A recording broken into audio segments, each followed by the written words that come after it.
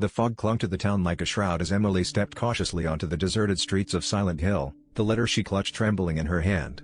It was impossible, she knew, for her son to have sent it, and yet his familiar scrawl beckoned her here, to this place of whispering shadows and hidden pain. Every creak of the abandoned building seemed to echo with his laughter, a cruel mockery of the joy that once filled her life.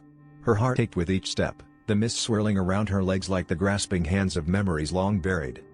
As she wandered deeper into the fog, the world around her twisted and morphed into a nightmarish reflection of her sorrow. The old hospital loomed ahead, its windows like empty eyes staring into her soul, the corridors within whispering her name. There, the walls seemed to pulse with a life of their own, and she was pursued by grotesque figures that crawled from her nightmares, twisted versions of her own child, their faces contorted with blame and accusation. Each encounter forced her to relive the day of the accident, the day she lost him, and the guilt crashed over her like an unending tide. In the decrepit school, Emily found herself in a classroom where the chalkboards were smeared with her son's name, over and over, as if written by a desperate hand. The children's laughter she once found comforting now sounded like shrieks of torment.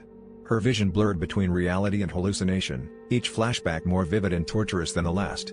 She was trapped in a cycle of despair, confronted by the monstrous manifestations of her psyche, a testament to her inability to let go, to forgive herself for what she could not change.